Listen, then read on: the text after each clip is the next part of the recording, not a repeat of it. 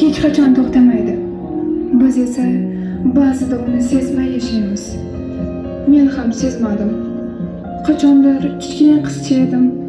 Qo'limda daftar, yuragimda hayajon bilan ilk bor onam bilan birga maktab eshigini ochgan. O'shanda o'ylagandim.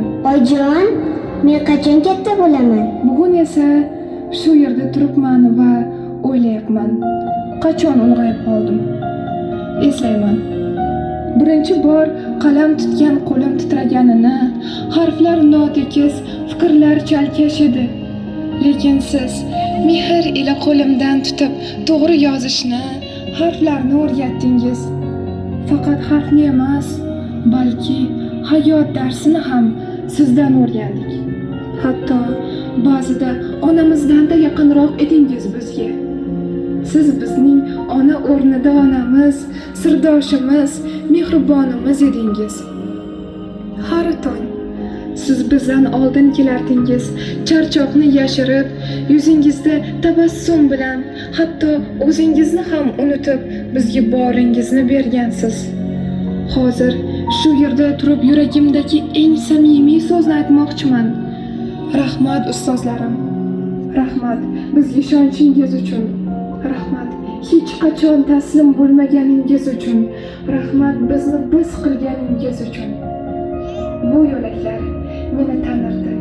Har qadamimni eslab qolgan edi. Kuyganimni ham, sho'xliklarimni ham. Bu sinfxonalar orzu qilishni to'g'ri yo'l ko'rsatdi.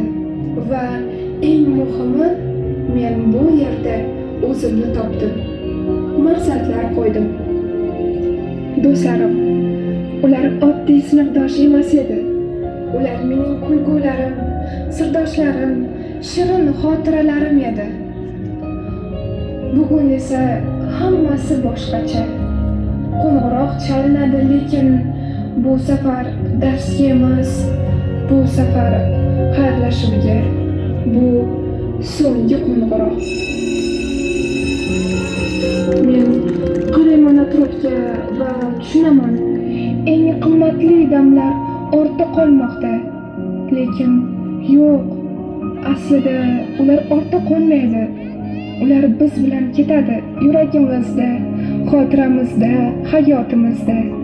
Bugun biz maktabni tark etamiz, lekin maktab bizni hech qachon tark etmaydi. Chunki bu yer bizning boshlanishimiz edi va endi bu hikoyani maktabdan boshqa joyda davom ettirishga